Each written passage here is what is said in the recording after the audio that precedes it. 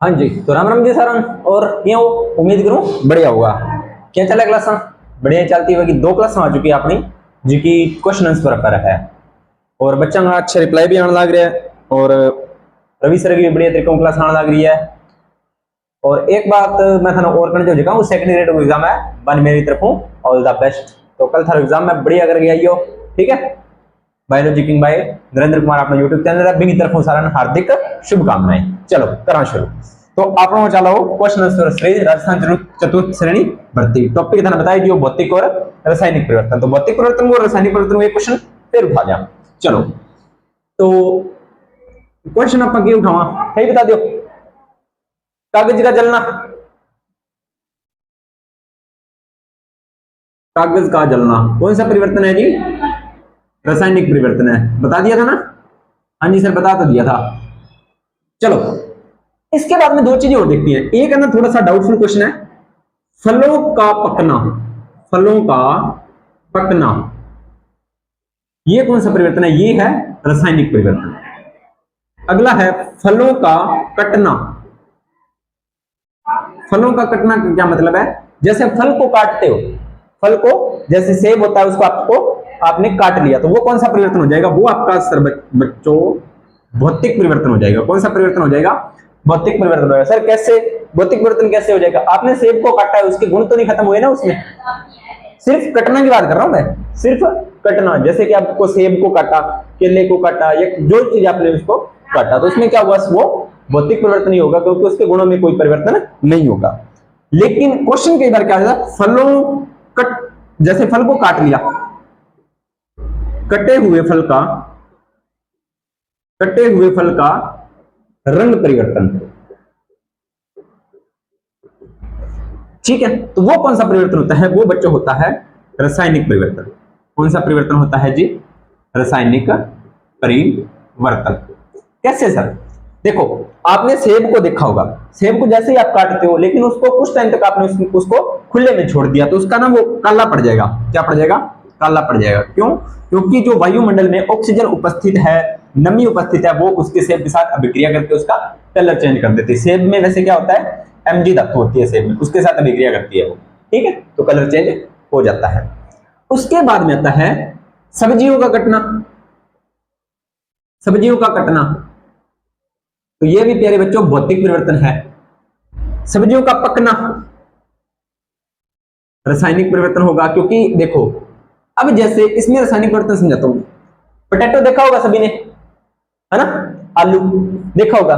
तो आप क्या करना, पहले कच्चा आलू ले लेना, एक कच्चा आलू, उसको लेकर उसका टेस्ट करना, कोई टेस्ट नहीं आएगा कच्चे आलू में, कोई टेस्ट नहीं आएगा। लेकिन जैसे ही आपने उस आलू को पका दिया, जैसे ही आपने उस आलू को क्या किया? पका दिया, आलू को पका दिया आपने, उबाल दिया, पका दिया, तो उसका टेस्ट भी चेंज हो जाएगा। टेस्ट भी उसका चेंज हो जाएगा और उसके गुण भी बदल जाएंगे, उसका टेस्ट भी बदल जाएगा और गुण भी बदल जाएंगे। वो भी आपको थोड़ा सा ध्यान रखना। तो फलों का पकना, सब्जियों का पकना भी रासायनिक परिवर्तन हो जाएगा। इसके बाद में देखें तो भोजन का पचना। भोजन का पाचन कौन सा परिवर्तन है जी? भोजन का पाचन होता है सर रासायनिक परिवर्तन। कैसे?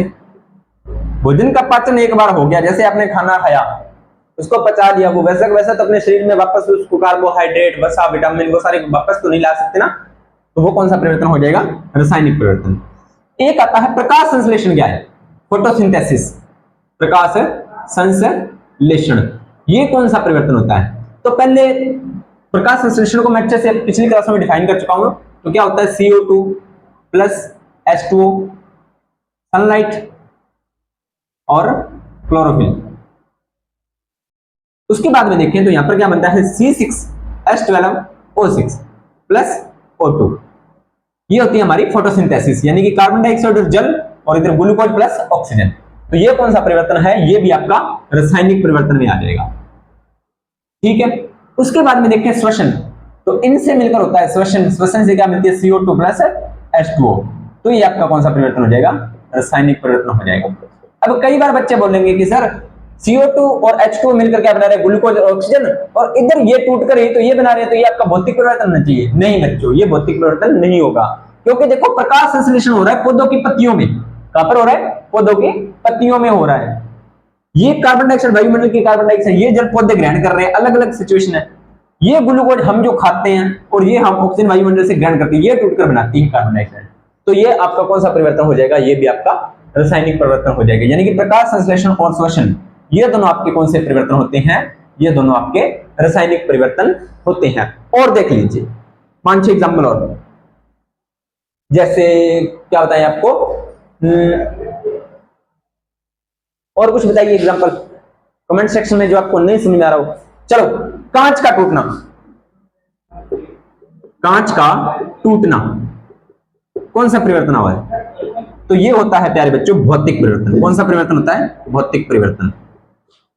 कौन सा परिवर्तन होता है जी, भौतिक परिवर्तन होता है कांच का टूटना। देखो कांच एक बार टूट गया तो कई बच्चे क्या करेंगे, सर उसको कांच को दोबारा वैसा का वैसा नहीं बना सकते। अरे वैसा का वैसा तो नहीं बना सकते, मानते हैं इस बात को, लेकिन कांच से कोई नई चीज बनी है क्या, नहीं बनी। वो कांच में जो अपने कांच की जो शीट थी उसमें भी वही कण थे, वो टूट गया तो उसमें भी वही कण रहेंगे, उसके गुण सेम टू सेम रहेंगे, कोई परिवर्तन उसमें नहीं होगा। तो कांच का चटकना या कांच का टूटना कौन सा परिवर्तन होता है, आपका रासायनिक परिवर्तन होता है। हीरे का चमकना, प्रकाश वाले में बताया था वैसे, हीरे का चमकना ये कौन सा परिवर्तन होता है, ये भी भौतिक परिवर्तन होता है,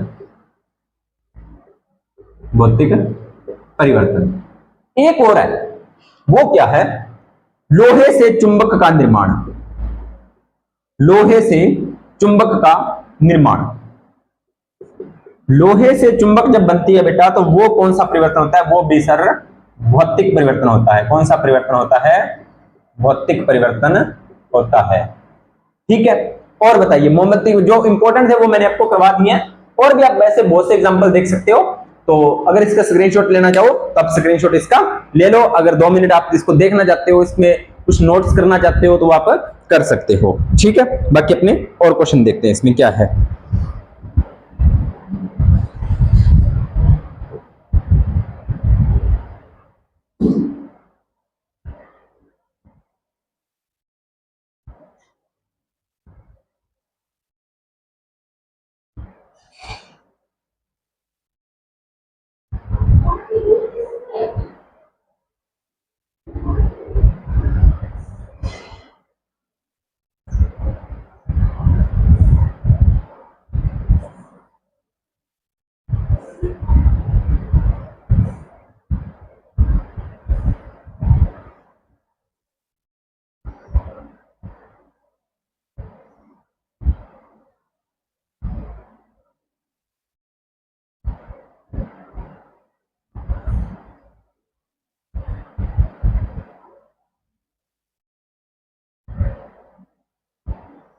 लो जी, एक दो और है आपके सामने, वो मैं थोड़ा सा आपको शेयर कर देता हूं। दिन और रात का बनना कौन सा परिवर्तन है, दिन और रात जब बनती है तो कौन सा परिवर्तन होता है, भौतिक परिवर्तन होता है प्यारे बच्चों। कौन सा परिवर्तन होता है, दिन और रात का बनना, भौतिक परिवर्तन। कैसे बनते हैं दिन और रात, कैसे बनते हैं दिन और रात, बहुत बार करवा दिया है। ठीक है, चलो इस पे थोड़ी सी चर्चा कर लेते हैं, दिन और रात पर वाले पर कैसे। देखो ये हो दिन और रात बनना, दिन और रात का बनना, रात का बनना, ये कौन सा परिवर्तन होता है, दिन और रात का बनना प्यारे बच्चों परिवर्तन होता है आपका भौतिक। चलो प्रूफ करते हैं इसको, कौन सा परिवर्तन होता है, भौतिक। कौन सा परिवर्तन होता है जी, भौतिक परिवर्तन होता है। कैसे, ये होता है प्यारे बच्चों हमारा प्यारा सूर्य सन, और ये होती है जी हमारी प्यारी पृथ्वी। ठीक है, इसको मैं एक बार मिटाता हूं ताकि आप थोड़ा सा अपने को स्पेस मिल जाए।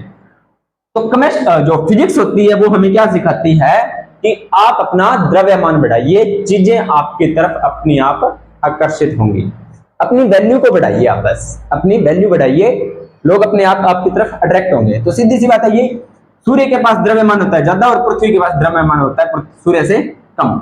तो पृथ्वी क्या करती है, सूर्य के इस तरह से आकर्षण होती है और ये अपने अक्ष पर घूमती है। क्या करती है, अपने अक्ष पर घूमती है। कैसे, अक्ष पर कैसे घूमती है, अक्ष पर घुमाएं इसको, कैसे घुमाएं, चलो कोशिश करते हैं। जैसे आपने छोटे होते थे तब आप, तो जो थाली होती है समझते हो, थाली में अपना ऐसे आपके पास बचपन में एक चक्री होती थी, इस तरह से आप उसको थाली में से गोल गोल घुमाते थे, वो अपने आप यहां पर ही घूमती रहती थी, इसी यहां पर गोल गोल, और ये चीज घूमती रहती थी। इधर से इस तरह से गोल गोल घूमती रहती थी। तो पृथ्वी भी ऐसे ही गति करती है, ठीक है, अपने अक्ष पर घूमती है। अब देखो इस तरह से अपने मान लें पृथ्वी को अपने अक्ष पर घूम रही है। अब देखो सूर्य का प्रकाश है जो पृथ्वी पर यहां तक पड़ रहा है, सूर्य का प्रकाश वो पृथ्वी के यहां तक पड़ रहा है, तो यहां तक पड़ रहा है तो यहां तो होगा दिन, और वहां पर ये भाग है यहां पर पृथ्वी का प्रकाश नहीं पड़ रहा, तो यहां पर हो जाएगी रात। अब देखो पृथ्वी अपने अक्ष पर घूमती है, तो ये वाला भाग भी तो कभी आगे आएगा और ये वाला भाग पीछे जाएगा, तो ये वाला भाग दिन हो जाएगा फिर, और ये वाला भाग रात हो जाएगा। तो पृथ्वी जो अपना एक चक्कर पूरा करती है उसमें लगभग 24 घंटे लेती है। मैंने क्या बोला, ध्यान से सुनना, लगभग। वैसे 23 घंटे और 55 मिनट और समथिंग सेकंड इतना टाइम लेती है। 58 हो सकता है, 57 हो सकता है, लेकिन 23 घंटे 24 घंटे से थोड़ा सा इसका कम टाइम होता है, इसलिए अपने इसको एवरेज 24 घंटे बोल देते हैं। इसलिए 24 घंटे में एक दिन और एक रात होता है। और जब ये सूर्य के चारों ओर चक्कर लगाती है इस तरह से, यानी कि पृथ्वी दो तरह की गति करती है, एक तो करती है अपने अक्ष पर और दूसरी करती है सूर्य के चारों ओर। जब ये सूर्य के चारों ओर करती है तब होता है ऋतुओं का निर्माण। किसका निर्माण होता है जी? ऋतुओं का निर्माण। और इसमें कितना समय लगता है? इसमें लगता है 365, एवरेज मान लेते हैं, लेकिन 1/4 दिन और लगते हैं, यानी कि 365 से ही 1/4, और इसे बोलते हैं सौर वर्ष। क्या बोलते हैं जी? सौर वर्ष बोलते हैं। और रीजनिंग में, वैसे तो मैं कोचिंग में रीजनिंग भी करवाता हूं, अगर आपकी डिमांड होगी तो मैं रीजनिंग भी आपको करवा दूंगा, ठीक है। पर कब? जब आप चैनल को सपोर्ट करोगे। रीजनिंग कब शुरू करेंगे? जब आप 1000 सब्सक्राइब करवा दोगे, तब आपको रीजनिंग भी मिल जाएगी मेरी तरफ से, ठीक है। मैं रीजनिंग भी करवाता हूं।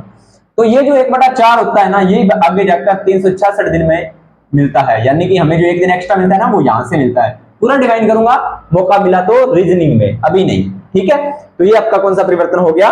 भौतिक परिवर्तन हो गया। किसका? दिन और रात का बनना, ठीक है। कमेंट सेक्शन देखिए और कमेंट सेक्शन में पूछ लीजिए। और अब पौधे की वृद्धि, पौधे की वृद्धि या हमारी वृद्धि, चलो अपनी जीवों की वृद्धि मान लेते हैं। हमारा शरीर वृद्धि हुआ है, ठीक है। तो जब हमने बेबी बॉर्न थे, हम छोटे से थे, अब इतने बड़े हो गए हैं, तो ये कौन सा परिवर्तन है? रासायनिक परिवर्तन है। कौन सा परिवर्तन है? रासायनिक परिवर्तन है, ठीक है। तो ये बात भी आपको ध्यान में रखनी है। और भोजन बनाना, ये भी आपको पता है कौन सा परिवर्तन है? रासायनिक परिवर्तन है। ये मैंने सारी चीजें आपको बता दी है, लगभग सेम टू सेम, लगभग जितने एग्जांपल थे इस टॉपिक से मैंने आपको करवा दिए हैं। फिर भी आपको कोई एग्जांपल मिले तो मुझे कमेंट सेक्शन में जरूर बताना। और जो मैंने अभी बेबी बॉर्न नाम लिया है ना, तो उसमें मैंने एक है ना, बेबी बॉर्न से मुझे इंग्लिश में शायरी याद आ गई, तो आपके लिए साझा करूंगा, तो अच्छे से सुनना भाई, ज्यादा तो इंपॉर्टेंट नहीं है पर फिर भी चलो सुनना। क्या कहते हैं कि I don't care if you don't like me. I don't care if you don't like me. I was not born to impress you. I don't care if you don't like me. I was not born to impress you.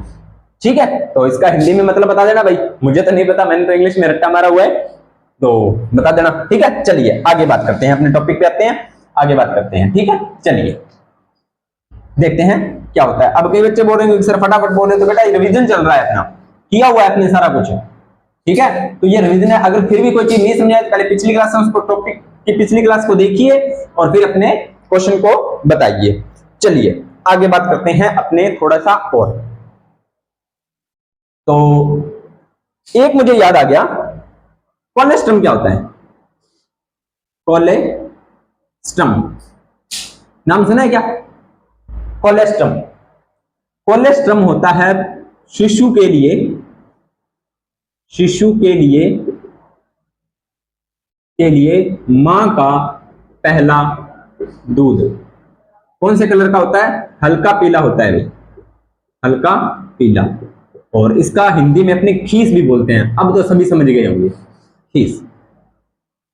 लगभग ये जो colostrum की इतना मतलब strong होता है ना, बच्चे को अगर ये 6 माह तक पिलाया जाए तो बच्चे में ये क्या काम करता है? बच्चे में ये काम करता है प्रतिरक्षी तंत्र का निर्माण, प्रतिरक्षी तंत्र का निर्माण, प्रतिरक्षी का निर्माण, प्रतिरक्षी कोशिकाओं का निर्माण, यानी कि रोगों से लड़ने की क्षमता को बच्चे को बढ़ाता है, ठीक है। तो आपने वो कहा फिल्मों में सुनी होगी, तूने माँ का दूध पिया है तो ये वो करो वो करो, ये सब फालतू की बातें हैं। लेकिन ये बात वैसे सही है कि जो कोलेस्ट्रम होता है, जो माँ का दूध होता है 6 माह तक, उसमें कोलेस्ट्रम की मात्रा ज्यादा होती है। 6 माह तक माँ के दूध में कोलेस्ट्रम की मात्रा ज्यादा होती है। तो बच्चे को 6 महीने तक माँ का दूध पिलाएंगे तो बच्चा जल्दी से बीमार नहीं पड़ता, क्योंकि उसके अंदर प्रतिरक्षी अणु अच्छी मात्रा में बनते हैं और अच्छा उसका शरीर होता है, वो रोगों से लड़ने के लिए स्वस्थ रहता है।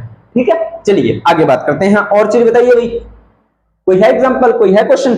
चलो मैं बता देता हूं कुछ, जैसे अपने, चलो एक चीज बताता हूं आपको श्वसन से।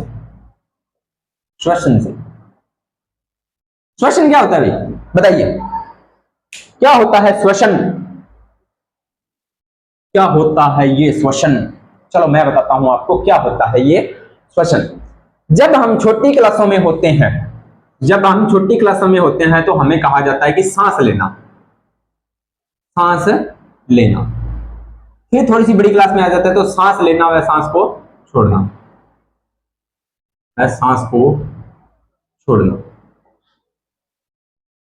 फिर थोड़ा सा ऊपर आते हैं तो कहते हैं शुद्ध वायु को ग्रहण करना, शुद्ध वायु ग्रहण करना व अशुद्ध का निष्कासन,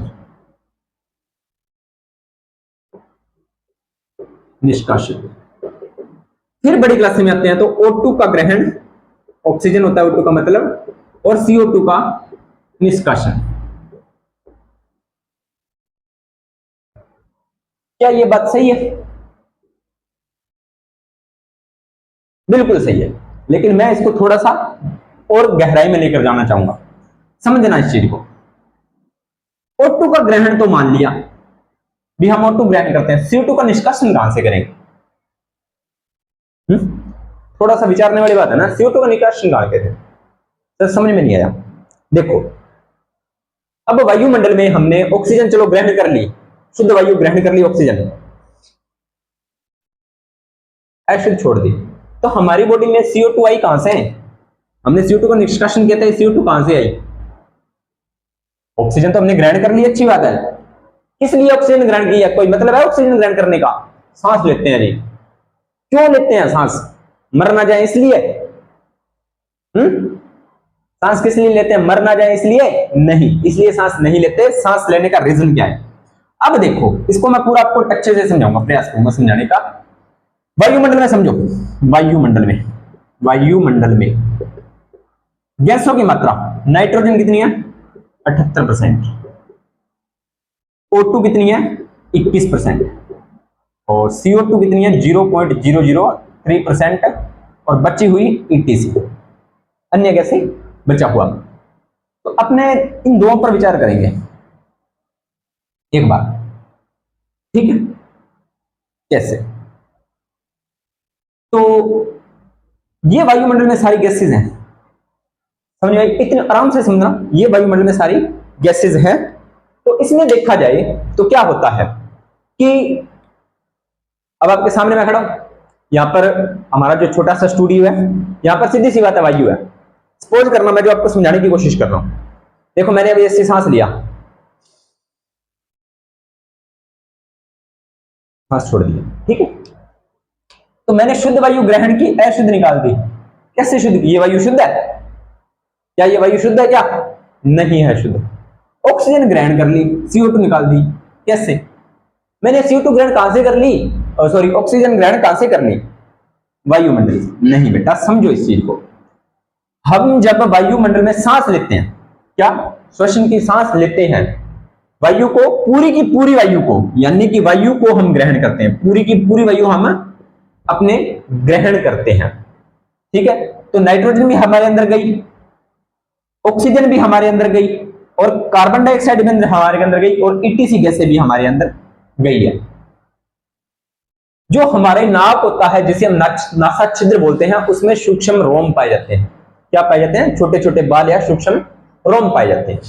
और वहां पर होती है, इसमें एक बीच में ग्रंथि होती है, श्लेष्मीय ग्रंथि, जो श्लेष्मीय स्त्राव करती है, ठीक है? अब वो वायुमंडल में जो धूल कण है, पोल्यूशन कण है, वो उस श्लेष्मीय द्रव होता है उसके साथ चिपक कर रुक जाते हैं, और वायु शुद्ध होती है। क्या होती है? सिर्फ वायु शुद्ध, शुद्ध वायु हम ग्रहण करते हैं। ये बात हो गई, शुद्ध वायु हमने ग्रहण कर ली, यहां तक क्लियर? और अशुद्ध की बात अपने आगे करेंगे। ये होता है जी हमारा एक लंग्स, रफली बनाया मैंने। तो यहां पर होती हैं छोटी छोटी कूपिकाएं। सबसे सूक्ष्मतम इकाई होती है श्वसन तंत्र की वायु कूपिका। क्या होती है जी, वायु कुपिका होती है। ये वायु कुपिका है।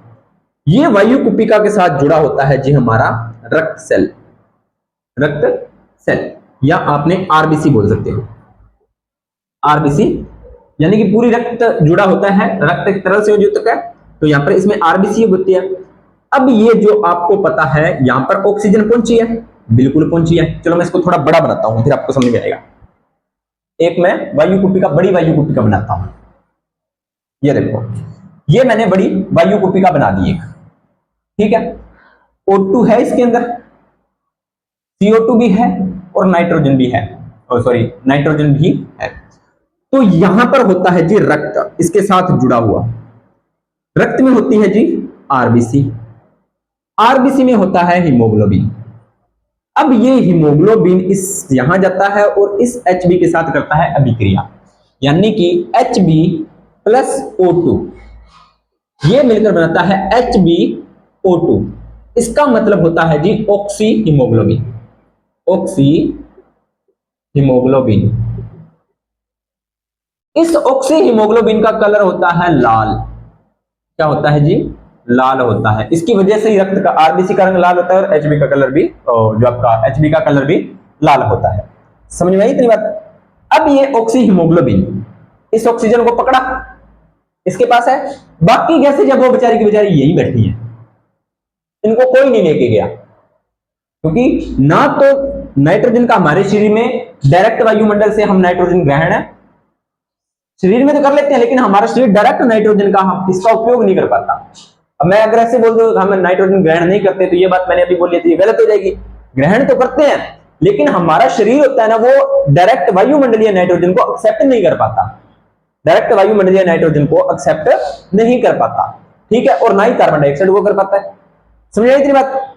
तो ये बेचारे यहीं पे बैठे रहते हैं। अब ये ऑक्सी हीमोग्लोबिन HbO2 ये रक्त में मिल गया, रक्त लेके जा रहा है कोशिका के पास। किसके पास? कोशिका के पास। किसके पास? कोशिका के पास। और कोशिका में, मैंने कोशिका वाले चैप्टर में एक बात बताई थी आपको कि कोशिका में एक अंग होता है इस तरह से, जिसकी स्ट्रक्चर होती है, याद है क्या किसी को? सर थोड़ा थोड़ा याद आ रहा है। इसे बोलते हैं सूत्रकणिका या माइटोकॉन्ड्रिया।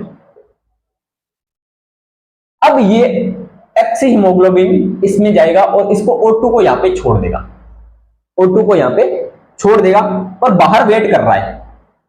अब ये ऑक्सीजन यहां पे पहुंच गई, कोशिका के पास है बेटा जी ग्लूकोज C6H12O6। कोशिका के पास क्या है? C6H12O6 ग्लूकोज है। ऑक्सीजन की उपस्थिति में, ऑक्सीजन की उपस्थिति, ऑक्सीजन से मिल गया, कहां पे मिला है? माइटोकॉन्ड्रिया में। कहां पे मिला है? माइटोकॉन्ड्रिया में। माइटोकॉन्ड्रिया में ऑक्सीजन मिल गया, तो ये ग्लूकोज टूटेगा इसमें CO2 प्लस H2O और क्या बना लेगा? ऊर्जा बनाएगा 36 ATP। इस ATP का पूरा नाम होता है एडिनोसिन ट्राईफास्फेट, एडिनोसिन ट्राईफास्फेट इसका नाम होता है। अब ये जो CO2 है, ये CO2 इस कोशिका में है, ऑक्सीजन तो यूज होगी, ऑक्सीजन तो यूज होगी, यहां पर बाहर क्या निकली? CO2 निकली। अब ये कुछ CO2 तो हीमोग्लोबिन के साथ जुड़ जाएगी, कुछ देखो ऑक्सीजन तो सारा का सारा हीमोग्लोबिन लेके आ रहा है, लेकिन वापस कार्बन डाइऑक्साइड थोड़ा ही लेके जाएगा, कुछ डायरेक्ट रक्त में चली जाएगी, ठीक है, जो बाद में रक्त किसी और माध्यम से भेजेगा, ठीक है, अभिक्रिया करके कार्बोनेट वगैरह कुछ मर्जी बनाए, वो इसका टेंशन होती है, ठीक है। जैसे आपको पता है ये क्या चीज है? CaCO3 कैल्शियम कार्बोनेट होता है, ठीक है, कैल्शियम ऑक्सलेट होता है, तो ये कुछ हमारे शरीर में बनते हैं चीजें, ठीक है। तो ये CO2 अब क्या करेगा? रक्त क्या करेगा? इस CO2 को, अब ये जो 36 ATP ऊर्जा है किस लिए बनाई है? मैं यहां पे बोल रहा हूं, मेरी ऊर्जा लग रही है, बिल्कुल लग रही है, तो कहां से मिली है? ये ऊर्जा मुझे यहां से मिली है। आप क्लास को देख रहे हो, समझ रहे हो, सोच रहे हो, उसमें भी ऊर्जा खर्च हो रही है, तो ये आपको कहां से मिली है? ये भी आपको यहां से मिली है। हमारे शरीर में ये काम 24 घंटे लगातार चलता है, ठीक है। अब ये CO2 आएगी वापस रक्त के माध्यम से, कहां पर? यहां पर, और ये वायु कुपिका में CO2 छोड़ दी इसने, हीमोग्लोबिन वापस चला गया ऑक्सीजन को लेकर। अब हीमोग्लोबिन आपको पता है रक्त क्या करता है, ले जाने आने का काम करता है, ये सारा दिन इसी काम में लगा रहता है। अब ये CO2 और ये CO2 दोनों मिलकर हम जब सांस छोड़ेंगे तो बाहर आएगी, तो ये CO2 हमारे शरीर से बाहर निकलती है। ठीक है, उम्मीद करता हूं समझ में आया होगा। तो आप कह सकते हो श्वसन की वास्तविक परिभाषा क्या है? तो श्वसन की वास्तविक परिभाषा होती है कि क्या होता है श्वसन? ऑक्सीजन की उपस्थिति में ग्लूकोज का टूटना और एनर्जी का निर्माण, ये होता है जी आपका श्वसन। ठीक है, उम्मीद करता हूं आपको ये चीज समझ में आई होगी।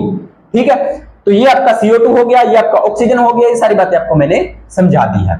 उम्मीद करता हूं ये चीज भी आपको अच्छी लगी होगी। चलिए आगे बात, एक चीज मुझे एक और याद आ गई है, वो भी मैं आपको साथ के साथ आपके साथ साझा करना चाहूंगा। ये भी बहुत तकड़ी बात है ना? कौन सी बात है? तकड़ी बात है, बता दूं? चलो बता देते हैं। वैसे तो मैंने पहले बता दी है, लेकिन जो न्यू स्टूडेंट कुछ जुड़े हैं तो उनके लिए ये महत्वपूर्ण रहेगी। पत्थरी सुना है क्या? पत्थरी, किडनी स्टोन क्या होती है? कोई पत्थर के दगड़, पत्थर नहीं होते जैसे बच्चे के बार मिट्टी खाते हैं तो वहां से बन जाते हैं, नहीं। हमारे शरीर में कैल्शियम ऑक्सलेट के अणु होते हैं। किसके? Calcium oxalate. याद रखना है, पूछा गया क्वेश्चन, कैल्शियम ऑक्सलेट होता है जी। कैल्शियम ऑक्सलेट के कण होते हैं, वही हमारी होती है जी पत्थरी। ठीक है, ये बात भी आपको ध्यान में होनी चाहिए। ठीक है, किडनी को क्या कहते हैं? किडनी को बेटा जी कहते हैं वृक्क। ठीक है, कितनी जोड़ी होते हैं? दो जोड़ी, एक जोड़ी होते हैं, यानी दो होते हैं, जिसे हम वृक्क को सामान्य भाषा में गुर्दा भी बोल देते हैं। ये बात भी आपको ध्यान में होगी। इसकी जो स्ट्रक्चर होती है कुछ इस प्रकार से होती है, रफली बना के बताता हूं। एक इस तरह से होती है और एक इस तरह से हमारे शरीर में दो होती है। अब जो इंपॉर्टेंट बात मैं आपको बताने जा रहा हूं, इसके ऊपर होती है एक ग्रंथि, इस तरह से टोपी नुमा संरचना होती है। इस तरह से टोपी पहने हुए वृक्क को क्या पहना दी? टोपी पहना दी। किसने? अधिवृक्क ने। किसने? अधि का मतलब ऊपर और वृक्क के ऊपर, यानी कि अधिवृक्क का मतलब है कि वृक्क के ऊपर टोपी नुमा संरचना। वृक्क ने, किडनी ने क्या पहन ली? टोपी पहन ली। किडनी ने क्या पहन ली? टोपी पहन ली। तो इस ये होती है एक ग्रंथि जिसका नाम होता है अधिवृक्क ग्रंथि। और ये ग्रंथि भाई साहब बहुत तकड़ी ग्रंथि है, बहुत तकड़ी ग्रंथि है। क्या है तकड़ी है जी? इसका एक अन्य नाम होता है एड्रिनल, एड्रिनल ग्रंथि। ठीक है, करो या मरो ग्रंथि, आपातकालीन, संकटग्रस्त। ठीक है, जितने भी मतलब अपने खतरनाक सिचुएशन होती है ना, उसमें ये एड्रिनल ग्रंथि एक्टिव हो जाती है। दिल की धड़कन बढ़ती है। जब ये ग्रंथि एक्टिव होती है तो हमारे दिल की धड़कन बढ़ती है, हमें पसीना आता है और ब्लड सर्कुलेशन भी बढ़ जाता है, यानी कि जो नॉर्मल बॉडी से अप हो जाती है चीजें। अब फील कैसे करोगे इसको? एक नॉर्मल चीज बताता हूं, देखो। अब मान लीजिए आपको कुत्तों से डर लगता है, सपोज कीजिए आपको कुत्तों से डर लगता है, सपोज कीजिए आपको कुत्तों से डर लगता है। ठीक है, और आपके सामने क्या एक नॉर्मल दीवार है, इस तरह से एक नॉर्मल दीवार है जो कि 7 फीट है। ठीक है, आप आराम से आ रहे हो, आराम से आप आ रही हो इसकी तरफ। ठीक है, तो अब मैं आपको बोलूं कि आपको इस दीवार को कूदना है, ना जी मारूं तो कौन कूदी जाए, प्रयास करोगे, नहीं कूदा जाएगा। लेकिन वहीं क्या है, अब भाई साहब आपके पीछे रात का टाइम में कुत्ता पड़ गया, और कुत्ता खाना भी है, यानी कि खाना मतलब कुत्ता जो आपको खा सकता है, बाइट कर सकता है, आपको काट सकता है। ठीक है, तो आप क्या करोगे? भागोगे, और आपके सामने ये दीवार आपको कूदनी ही पड़ेगी। अगर आपने ये दीवार नहीं कूदी तो क्या करेगा? कुत्ता आपको खा जाएगा। ठीक है, कुत्ता आपको क्या करेगा? खा जाएगा। तो अब आप क्या करोगे?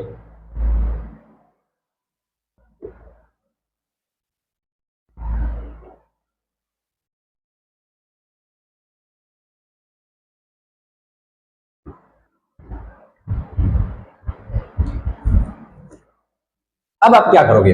आप फुल तेज भागोगे और कैसे ना कैसे करके ये दीवार फांद जाओगे आप। क्यों भाई? कैसे फांद दी? कैसे फांद दी? ये ग्रंथि एक्टिव हो चुकी है और उस टाइम आपकी हार्ट बीट बहुत तेज हुई होगी। आप भागोगे फुल स्पीड, फुल स्पीड भागोगे भाई। अब अगर नहीं भागे तो कुत्ता काट लेगा, दिक्कत हो जाएगी। तो आप क्या करोगे? इस दीवार को फांद जाओगे।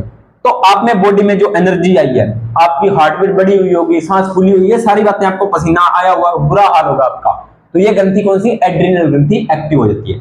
फिर आती है करो या मरो ग्रंथि। करो या मरो ग्रंथि, इसका मतलब क्या है, अब भगवान ना करे ऐसा हो, लेकिन आपकी किसी के साथ फाइट हो जाती है, वो आपको बहुत ज्यादा कर रहा है कि ऐसे वैसे, ये है तू ऐसा है तू वैसा है, आप सुनते जा रहे हो, सुनते जा रहे हो, सुनते जा रहे हो, सुनते जा रहे हो, लेकिन एक लिमिट आएगी, एक लिमिट आएगी।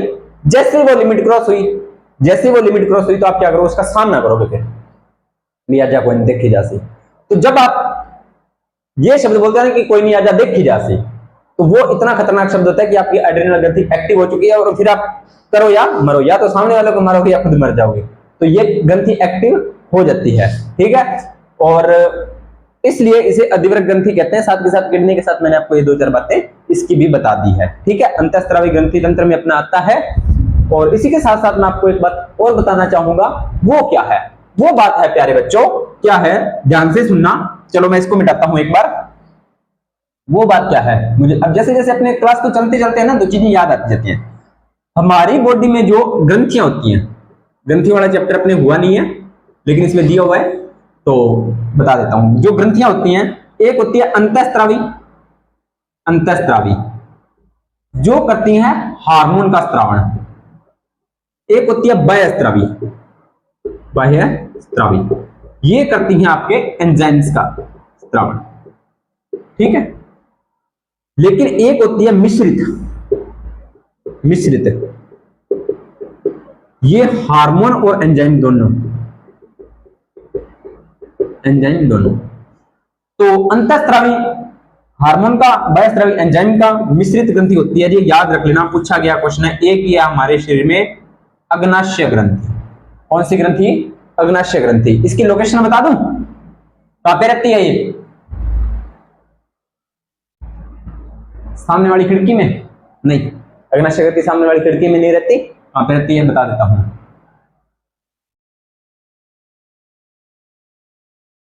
यहां पर, और यहां पर होती है, इसके नीचे होती है आपकी छोटी आंत, ये छोटी आंत, ये अमाशय, इसके बीच में होती है। ठीक है, कौन सी ग्रंथि, अग्नाशय ग्रंथि। ये भी आपको थोड़ा सा ध्यान में रखना है। ठीक है, इसके बाद में आगे देखें तो और आपको क्या बताएं, छोटा सा कंसेप्ट है, लास्ट कंसेप्ट है, फिर आपको इस चीज भी बताता है। मैंने बहुत बार पिछली क्लास में बताया था, तो बता तो दिया था, लेकिन वो माइक क्या हुआ, बंद हो गया था बीच में, तो वो आई नहीं आवाज साफ। ठीक है, अब बता देता हूं। क्वेश्चन क्या आता है, वस्तुएं हमें कैसे दिखाई देती हैं, या वस्तुएं क्यों दिखाई देती हैं, वस्तुएं क्यों दिखाई देती हैं। आप मुझे देख रहे हो तो कैसे देख रहे हो, सर हमारी आंखें हैं इसलिए देख रहे हैं, तो अंधेरे में देख लो, फिर आपकी आंखें हैं अंधेरे में देख लो, फिर दिन में तो आप लाइटें घर की ऑन नहीं करते हो, रात में लाइटें क्यों ऑन करते हो, आंखें तो हैं आपके, फिर क्यों देख रहे हो, आंखें तो है ना, अंधेरे कमरे में जाते हो तो टॉर्च लेके क्यों जाते हो, आंखें हैं देखो, नहीं, वस्तु दिखाई देती है। दो कंडीशन, पहली कंडीशन क्या है, स्वयं प्रकाशमय हो, क्या हो, स्वयं प्रकाशमय हो, या प्रकाश में रखी हो, बस। या तो वस्तु स्वयं प्रकाश में होनी चाहिए, कैसे दिखाता हूं, अब देखो, ये हमारे पास जो रिंग लाइट है हमारी, देख ली होगी, ये स्वयं प्रकाश में है। तो अब आपको स्वयं प्रकाश में का तो एग्जांपल पता चल गया होगा, जो खुद प्रकाश उत्पन्न करती हो, जैसे ये हो गई, मोबाइल स्क्रीन हो गई, बल्ब हो गया, टॉर्च हो गई, ट्यूबलाइट हो गई, जूनो हो गई। ठीक है, तो ये सारी चीजें आपकी स्वयं प्रकाश में है। लेकिन प्रकाश में रखी हुई वस्तु, अब जो स्वयं प्रकाश में होती हैं उन्हें बोलते हैं प्रदीप्त, प्रदीप्त। ठीक है, और जो प्रकाश में रखी हुई होती हैं उन्हें बोलते हैं अप्रदीप्त। अब जैसे ये मार्कर है, आपको दिखाई दे रहा होगा, बिल्कुल दिखाई दे रहा है, लेकिन क्या ये प्रकाश उत्पन्न कर रहा है, नहीं कर रहा, तो कैसे दिखा रहा है, क्योंकि ये प्रकाश में रखा हुआ है, यहां पर लाइटें लगी हुई हैं, उस वजह से आप इसको देख रहे हो। ठीक है, यहां तक क्लियर। अब वस्तु की दो कंडीशन तो आपको पता लगी, इस वजह से हमें वस्तु दिखाई देती है, लेकिन वस्तु दिखाई कैसे देती है, दिखाई कैसे देती है उसके बारे में बात करते हैं। चलो करते हैं बात। तो इसमें होता है एक नियम लगता है, कौन सा, प्रकाश का परावर्तन, प्रकाश का परावर्तन। ये नियम किसने दिया था? ये नियम दिया था प्यारे बच्चों स्टोक नामक वैज्ञानिक ने। क्या बोला था कि जब कोई प्रकाश की एक किरण, ये प्रकाश की किरण है, किसकी किरण है? प्रकाश स्रोत, यानी कि जहां से प्रकाश है निकल रहा है, प्रकाश स्रोत है कि जिसकी किरण है, जिसको किरण को बोला जाता है आपतित किरण। कौन सी किरण? आपतित किरण। जैसे किरण यहां पे पड़ी तो ये होता है जी आपका माध्यम। क्या होता है जी? माध्यम। इस चली जाएगी और इसको बोलते हैं परावर्तित किरण। क्या बोलते हैं जी? परावर्तित किरण। जब प्रकाश की किरण एक माध्यम से दूसरे माध्यम में आती है तो वह टकराकर उसी माध्यम में लौट जाती है। एक माध्यम में आती है तो पुनः टकराकर उसी माध्यम में लौट जाती है।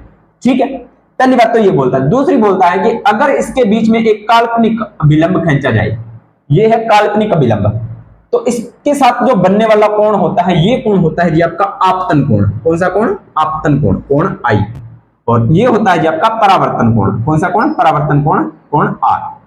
तो ये बोल रहा है कि पहली बात तो आपतित किरण आती है, परावर्तित किरण उसी माध्यम में लौट जाती है, तो ये होता है प्रकाश का परावर्तन। परा का मतलब परा, वर्तन का मतलब वापस।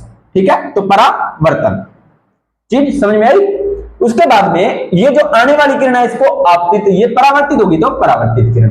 ये आपतन कोण और ये परावर्तन कोण, जो अभिलंब के साथ ये कोण बनता है। तो ये बोलता है कि कोण आई इज इक्वल टू कोण आर।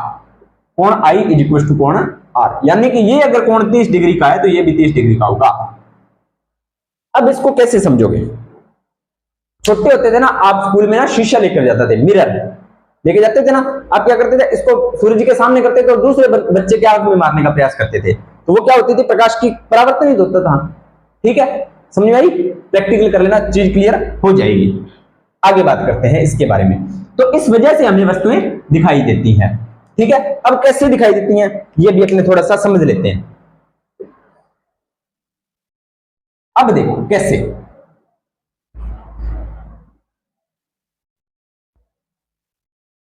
थोड़ा सा बड़ा बनाता हूं। ये है, मान लीजिए कोई रूम, ये अपना व्हाइट बोर्ड है, ये पूरा रूम है। ये मैंने लगा दी इसमें बल्ब, ठीक है, और ये रख दी मैंने कोई वस्तु, और ये है आपका जिस पर वस्तु रखी हुई है, मेज वगैरह। यहां पर कुछ भी आप लगा लो, पर्दे वगैरह लगे हैं, कुछ भी मान लो। ठीक है, और यहां पर आप रूम में एंटर हुए, आप रूम में एंटर हुए। कई बच्चे बोलेंगे सर को एक ही गुड्डा बनाना आता है, तो एक ही आता है भाई, गुड्डे और नहीं बनाने आते मेरे को तो। ठीक है, तो आप जैसे ही रूम में एंटर हुए तो पहले आप क्या करोगे? लाइट जलाओगे। लाइट जला दी, या रूम बंद है और रूम के अंदर लाइट जल रही है, रूम पूरा बंद है, रूम पूरा बंद है। ठीक है, तो क्या आपको रूम बंद रूम में वस्तु दिखाई दे जाएगी? नहीं। जैसे ही आप रूम में एंटर हुए, अब मान लीजिए रूम में अंधेरा है तो आपको वस्तु दिखाई देगी? नहीं देगी। आप पहले लाइट जलाओगे। लाइट जलाई तो क्या हुआ? सबसे पहले तो आपको लाइट जलती हुई दिख जाएगी। आपने लाइट जलाओगे तो आपको लाइट जलती हुई दिखेगी, यानी कि ये वस्तु जो लाइट है आपकी, लाइट है आपकी, वो क्या है? प्रकाश में। तो इसका जो प्रकाश है वो सीधा पड़ेगा आपकी आंखों पर।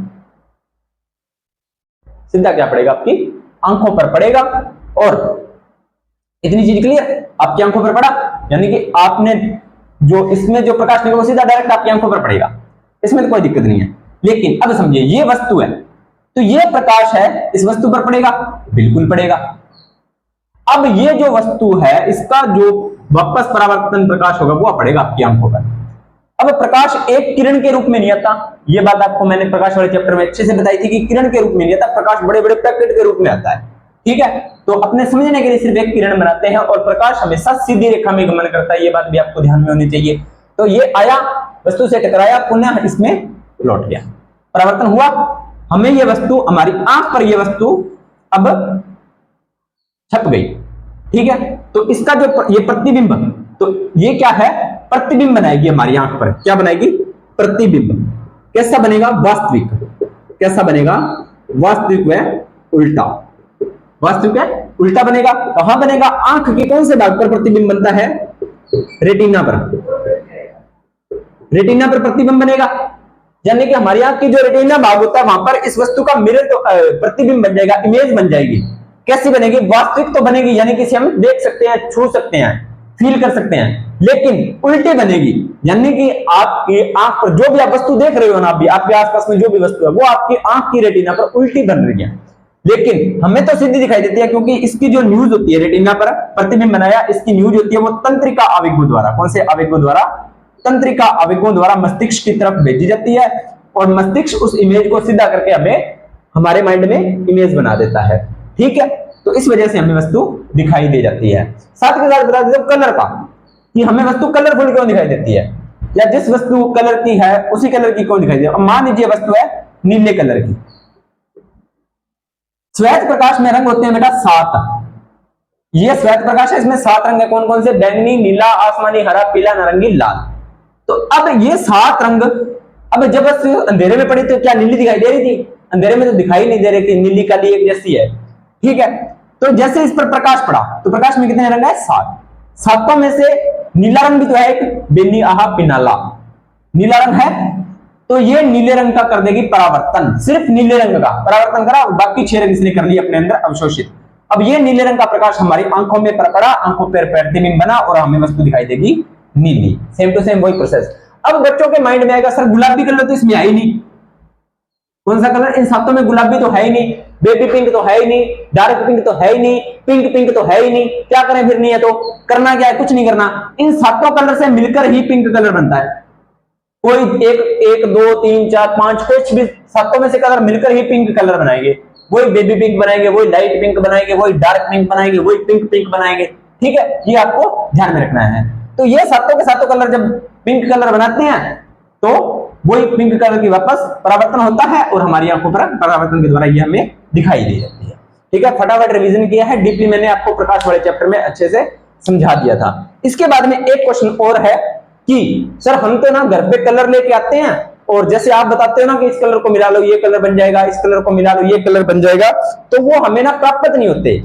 तो बेटा मैं आपको साफ साफ बोल देता हूं, जो बुक्स होती है उसमें एक बात साफ लिखी हुई है, मैंने भी पढ़ी है, आप भी पढ़ लेना, और मैं मानता भी उस बात को कि जो हम कलर लेके आते हैं वो पूर्णतः शुद्ध नहीं होते, उसमें केमिकल होते हैं, मिक्सअप किए होते हैं, तैयार होती हैं, वो चीजें तैयार की हुई होती हैं, शुद्धता पूर्णतः शुद्धता नहीं होती, इसलिए उनका पूर्णतः रिजल्ट नहीं आता। ये जो पूर्णतः शुद्ध कलर होते हैं वो लैब में मिलते हैं, फिजिक्स की लैब में, वहां पर आपको जब प्रैक्टिकल करवाया जाता है तो उसमें आपको चीजें सिखाई जाती है, वहां पर प्रॉपर रिजल्ट मिलता है। अगर 100% शुद्ध कलर है तो वो 100% शुद्ध रिजल्ट देंगे। ठीक है, तो आज के लिए इतना ही, मिलते हैं कल नेक्स्ट क्लास के अंदर। बताना भी किस टॉपिक पर ज्यादा चर्चा करनी है, उस टॉपिक में अपने आप अब ज्यादा चर्चा कर लेंगे। आज अपना मिक्सअप रहा है, सारे क्वेश्चन जहां से मेरे दिमाग में है वैसे मैंने आपको क्वेश्चन करवा दिए। ठीक है, मिलते हैं नेक्स्ट क्लास के अंदर, तब तक धन्यवाद।